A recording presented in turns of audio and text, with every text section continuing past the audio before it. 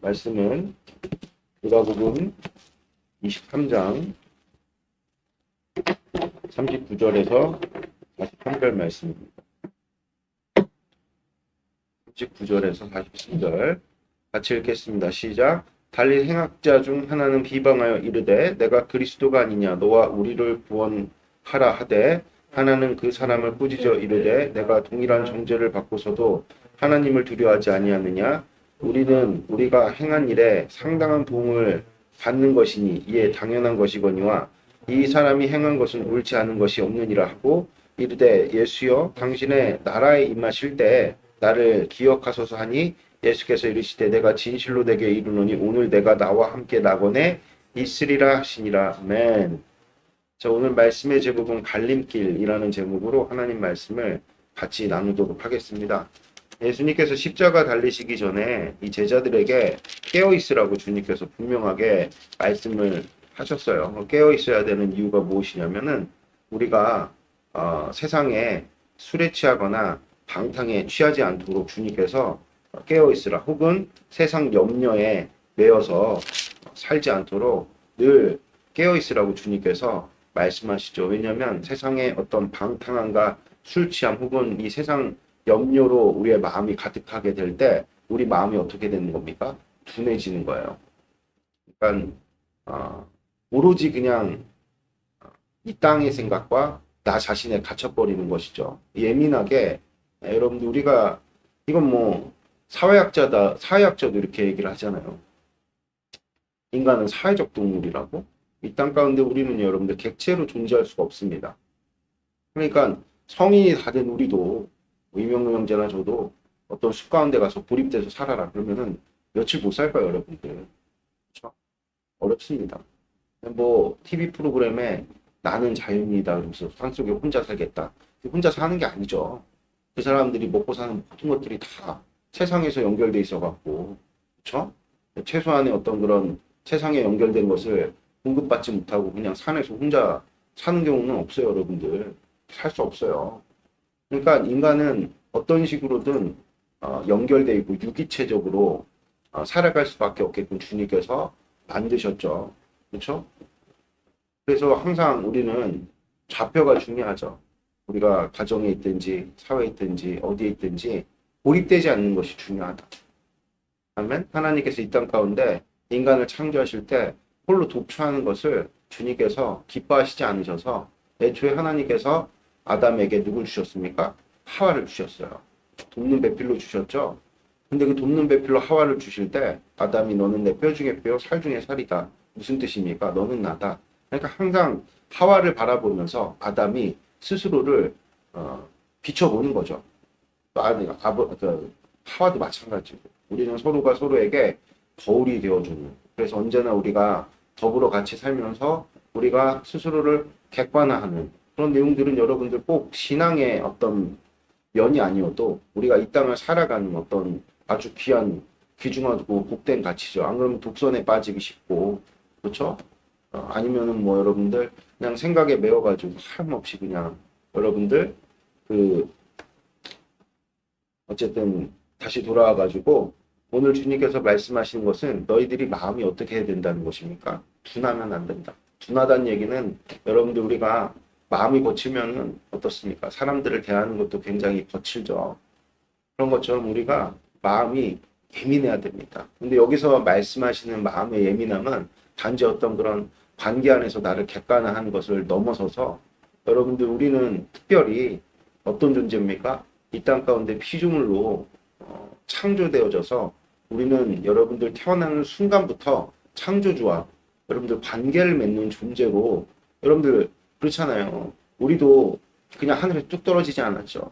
부모 밑에서 태어났단 말입니다. 인간은 태어나면서부터 관계를 맺게 돼 있어요. 그러니까 항상 마음이 어때야 됩니까? 예민해야 되는 거예요. 무슨 뜻이냐? 나를 넘어서 상대를 볼 줄 알아야 되는 그런 어떤 시각이 필요한 거죠. 마음이 둔하면 언제나 나만 생각하죠. 다른 사람이 어떻게 됐든 간에 상관하지 않는 것. 그게 이제 우리의 마음이 거칠다, 둔하다 그렇게 표현하잖아요.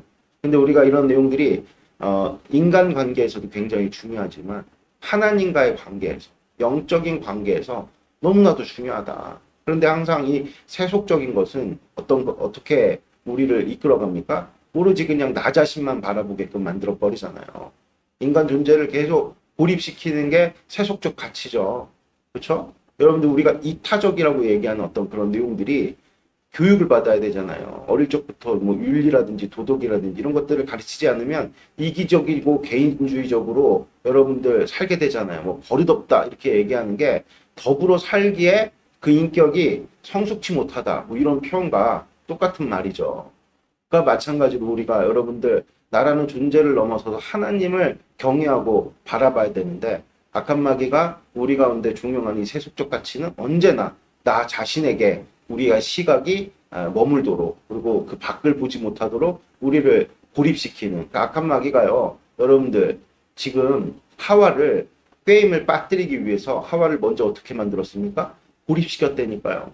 하와가 아담과 함께 같이 관계를 맺고 있는 상태였다 그러면은 여러분들 마귀가 비집고 들어갈 틈이 없죠. 갈라놨다는 거예요. 갈라놨다는 거.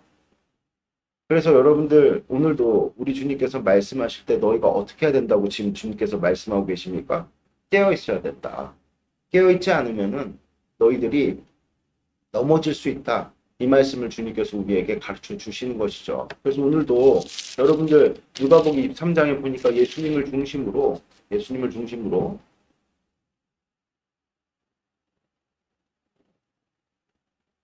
그렇죠.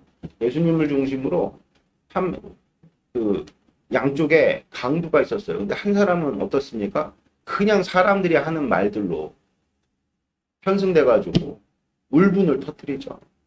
그렇죠? 그러면서 예수님에 대해서 뭐라고 지금 이야기를 하고 있냐면 잠깐 우리가 다시 한번 읽어보면 20장 39절에 달리 행악자 중에 하나는 비방한다 그러잖아요. 내가 그리스도가 아니냐. 너와 우리를 구원하라. 이런 식으로 정말 아나무인으로 그러니까 자기가 십자가에 달려야 되는 이유는 아주 명확하죠. 이 사람들은 다른 본문에 의하면 여기는 행악자라고 나와 있는데 강도라고 이제 표현도 되죠. 그러니까 십자가는 여러분들 아주 극악무도한 사람들이 당하는 그런 어떤 처형 방법인데 그 십자가에 달릴 정도로 행악을 저질렀다 그러면은 스스로가 죄인인 사실은 너무나도 명백하잖아요. 근데 죽는 순간까지도 이를 인정치 않고 그렇죠? 예수님을 같은 급으로 비방해가지고 조롱하는 마지막 죽는 순간에 최악의 선택을 만들어버리죠. 여러분들 모든 인생의 갈림길은요. 십자가에서 이루어지는 줄을 믿습니다. 아멘. 그 십자가에 달리신 예수님을 우리가 어떻게 알고 이해하느냐에 따라서 우리의 운명은 완벽하게 갈리게 된다. 그러나 다행스럽게 또 한 사람의 행악자는 예수님이 누구신지를 알았다는 거예요. 무슨 뜻입니까? 그 마음이 예민했다는 것이죠. 그래서 이 같은 극단적인 예를 통해서 주님께서 죽는 그 순간까지도 우리 믿는 자들에게 본을 보이시는 거예요. 너희들이 깨어 있어야 한다. 깨어 있지 않으면은 그 십자가라는 그 갈림길에서 한 어리석은 행악자처럼 오히려 예수님을 조롱해서 멸망당할 수 있다는 것을 분명하게 주님께서 경고하고 계시는 것이죠. 아멘. 그러니까 깨어있다는 것은 무엇입니까? 예수님이 누구신지를 아는 거예요. 할렐루야. 언제나 우리는 여러분들 율법주의라든지 이 신앙 소비주의가 왜 나쁜 겁니까? 여러분들 자기의 때문에 그래요. 자기의라는 것은 나만 바라본다는 거예요, 여러분들. 그렇죠? 나의 상황만 계속 이해를 요구하는 거죠. 하나님이 누구신지에 대해서는 관심이 없는 거죠. 그런 신앙들이 오히려 예수님이 십자가에 못 박혀 죽을 때 어떻게 했어요? 조롱했다는 거예요, 예수님을. 그게 성경에서는 뭐라고 말씀하고 계십니까? 자고 있다. 할렐루야. 그래서 우리는 어떻게 해야 되죠?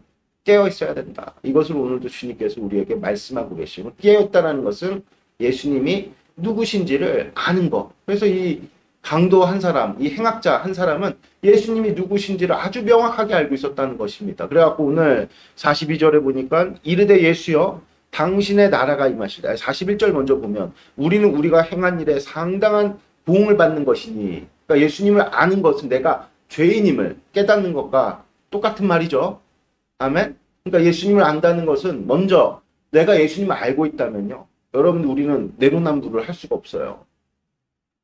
우리가 예수님을 알잖아요. 그러면은 제일 먼저 깨닫게 되는 게 내가 죽을 수밖에 없는 그런 죄인이란 사실을 깨닫게 되죠. 그게 예수님을 아는 것입니다. 할렐루야. 그러고 나서 이 사람이 뭐라고 얘기를 하냐면 이 사람이 행한 것은 옳지 않은 것이 없느니라. 그러니까 예수님이 옳다는 것입니다. 어떤 결과 가운데서는 우리가 원망할 이유가 없는 것이 그 결과를 가져온 것은 예수님, 하나님이 아니라 나 때문이라는 거죠. 예수님은 뭐가 없다? 죄가 없으신 분이시다. 아주 순결한 분이시다. 그러니까 우리가 여러분들 깨어있다는 것은 예수님이 아주 순결하고 죄 없은 분이시라는 사실을 먼저 우리가 깨닫게 된가 동시에 오늘 43절에 보니까 42절에 보니까 이르되 예수여 당신의 나라에 임하실 때 나를 기억하소서 하니 예수님이 누구십니까? 메시아시다. 이게 너무나도 중요한 어떤 문제죠. 그러니까 우리가 여러분들 죄 가운데 빠지고 자꾸 절망하는 것은 구원자가 없기 때문이라고 생각하기 때문이죠. 나는 이제 끝났어. 나 이제 글렀어. 우리는 이제 끝이야. 이런 악한 마귀가 던져놓는 그 절망, 이거를 수용해버리면 우리 신앙을 버려야 돼요. 신앙이라는 것은 예수님이 누구십니까? 어떤 상황 가운데서도 우리를 구원하실 수 있는 메시아이심을 인정하는 것이죠. 이 행악자는요, 이제 십자가에서 죽어요. 얼마나 많은 정죄를 당하고 있는 것입니까? 실제 이 십자가 처형을 할 때요, 온몸을 벗겨놔요. 무슨 뜻입니까? 무슨 뜻이죠? 그러니까 이 십자가의 형만큼이나 너의 그 죄로 말미암아 너가 수치를 입었다라는 것을 수많은 사람들에게 공개하는 거예요. 그러니까 우리가 처형 중에서도 가장 여러분들 수치스러운 처형이 어떤 처형이죠? 공개 처형이잖아요. 모든 사람 앞에 부끄러움을 드러내는 거죠. 그러니까 이 자체가 정죄예요. 어마어마한 정죄를 지금 이 행악자들이 예수님과 함께 받고 있는 것이죠. 그런 정죄에 어떤 사람은 절망 가운데 빠져갖고 예수님을 조롱하고 비난하고 있는데 이 사람은 지금 믿음을 발휘하여서 그 정죄를 뚫고 여러분들 예수님께서 그러니까 우리가 여러분들 왜 예수님 앞에 믿음을 갖지 못하느냐 수많은 정죄로 말미암은 수치에 여러분들 매여 있으면요 믿음이 발휘가 안 되죠. 무슨 뜻이냐? 기도도 안 되고 하나님을 찾으려고 하지도 않죠. 그런데 지금 이 믿음을 가진 자가 이런 모든 수많은 정죄 가운데서 완전히 이제 여러분들 수치스러운 너무 이거보다 더 수치스러운 상황은 없습니다. 무슨 말씀인지 아시겠습니까? 지금 내가 십자가에 달려서 죽어야 되는 이 상황보다 여러분 더 수치스러운 것이 없어요. 나의 이름도 공개되고 나의 가족도 다 나를 어떻게 여길까요? 부끄럽게 여기는 이런 상황 속에서 여러분들 믿음이라는 것은 어떤 상황 가운데서도 나를 건지실 수 있는 이가 바로 예수님이시다. 그러니까 우리가 여러분들 최후의 소망을 붙드는 그것이 믿음이다. 라는 사실을 오늘 주님께서 우리에게 분명하게 보여주고 계신 것이죠. 그래서 이 죄수가 참 하나님의 그 놀랍고도 못된 은혜로 말미암아 그가 다 잃었지만 이름도 잃어버리고 명예도 잃어버리고 다 잃어버렸지만 믿음 하나 딱 붙들고 예수님이 누구신지를 알아봤다. 그러니까 이 행악자, 이 죄인은 지금 어떤 상태입니까? 깨어있는 상태. 예수님이 누구신지를 정확하게 안 상태. 예수님은 죄가 없으시고 그분은 하나님의 아들로서 나의 영혼을 건지실 수 있는. 그러니까 이 사람이 죽는 순간에 오늘 그가 예수께서 죽으시면 어딜 갈지를 분명하게 명확하게 알고 있었던 것이죠. 이분은 죄가 없으시고 하나님의 아들로서 이 땅 가운데 우리의 영혼을 예수님 늘 하셨던 말씀이 무슨 말씀이냐? 야 너희가 육체를 멸할 수 있는 자들을 두려워할 것이 아니라 너의 영혼을 능히 멸하실 수 있는 이를 두려워하라.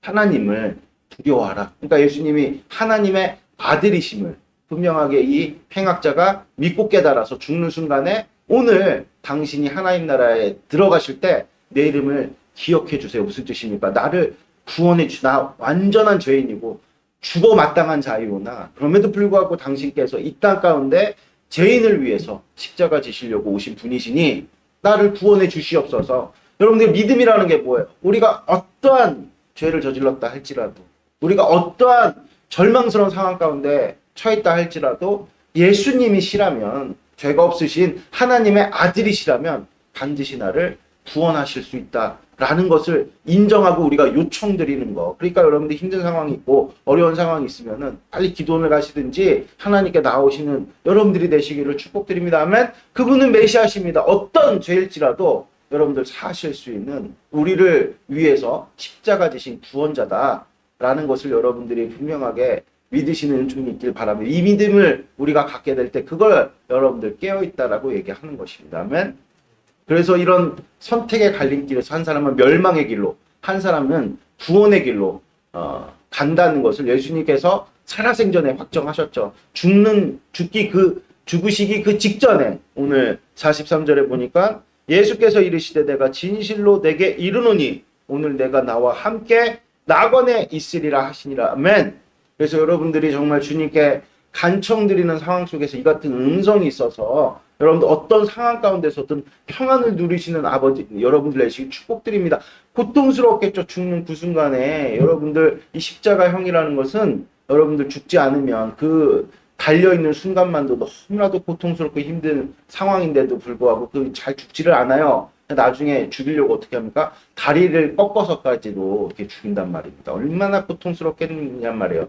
그래서 양쪽에 있는 그 두 죄수는 다리가 꺾여서 죽었어요. 죽는 그 순간까지도 너무나도 고통스럽고 힘겨웠겠지만 예수님의 이 같은 영혼을 보장하시는 그 한마디가 한쪽 죄수에게는 얼마나 평안이 되었겠냔 말이에요. 평생에 걸쳐서 단 한 번도 누려보지 못했던 그런 안식 가운데 이 죄수는 당연히 예수님과 함께 낙원으로 들어갔겠죠. 할렐루야.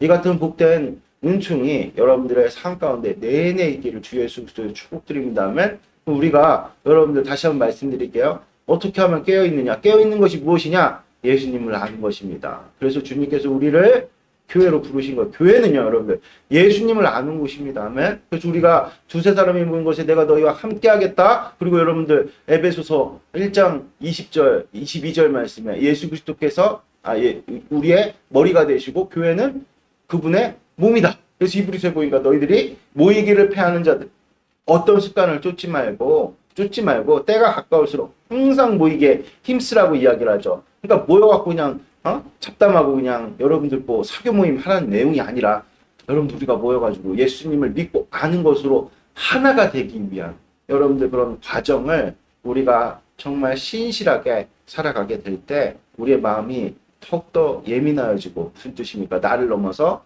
예수님을 보는 거. 그러면 나를 넘어서 예수님을 볼 때 여러분들 우리에게 고립된 생각들이나 고립된 상황에서 벗어나게 된다.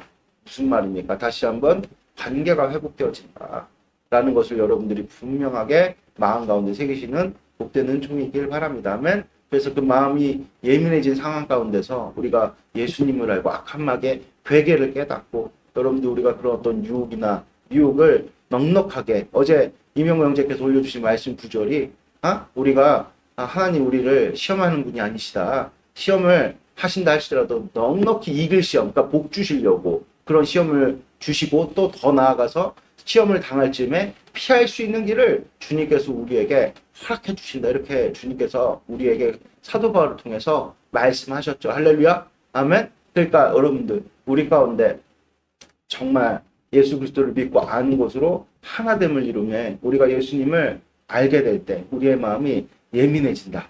예민해진다는 내용은 어떤 의미를 갖고 있습니까? 하나님이 누구신지를, 예수 그리스도께서 누구신지를 깨닫게 된다. 그래서 여러분들 우리가 교회로 사는 것이죠. 그러니까 무슨 얘기입니까? 이 시대를 향해서 깨어있으라. 이 말인즉슨 예수 그리스도가 누군지 알라. 이 말인즉슨 뭐겠어요? 교회로 살아라. 할렐루야. 부지런히 교회로 살아라. 부지런히 너희들은 교회의 몸이 되어가지고, 여러분 교회의 몸이 되지 않으면 여러분들 우리가 예수님 누구신지를 알 리가 없어요. 그러니까 우리가 신앙생활 하면서 영적 침체가 오고 우리가 왜 여러분들 신앙을 잃어버리는 그런 어떤 경로로 우리가 진입을 하게 되느냐. 신앙을 어떤 의식으로 알고, 그렇죠? 예수 그리스도의 몸이 되는 것을 포기하게 되면 영적 침체가 오는 거죠. 모든 순간 가운데 마음이 둔감해지는 거죠. 모든 순간 가운데 마음이 둔감해지. 가정에서도 고립되고, 그렇죠? 또 뭐 직장에서도 고립되고, 외롭고 쓸쓸하고, 고립된 결과는 또 어떻습니까? 항상 대가를 치르기 마련이죠. 그러니까 삶 가운데 자꾸 어려운 문제들이 닥쳐오고, 이런 악순환 속에서 여러분 신앙을 가졌다. 우리가 예수 그리스도를 믿는 마음이 우리 가운데 있다. 그러면 여러분들 먼저는 우리의 마음이 둔감했던 마음이 예민해져. 예수님이 누구신가 그것을 깨닫게 된가 동시에 그 예수님이 누구신가 아는 그 깨닫게 되어지는 그런 어떤 열매가 무엇이냐. 우리가 고립되었던 교회 안에서의 교제권이라든지 가정에서의 어떤 그런 가족 간의 친밀함이라든지 또 회사에서의 뭐 동료라든지 이런 사람들하고 협업을 할 때 항상 걸림돌이 되었던 나의 인격이 여러분들 원인이 무엇입니까? 마음의 둔감함 때문에 그렇죠. 늘 이기적이고 다른 사람을 살피지 않았던 그런 마음들이 여러분들 우리 가운데서 어떻게 되는 것이죠? 해소되어지면서 제가 말씀드렸잖아요. 나와의 분리, 나와 이웃의 분리, 나와 만물의 분리가 회복되어지는 그런 놀랍고도 복된 역사가 있게 되는 줄을 믿습니다. 할렐루야! 그래서 여러분들이 강도는요.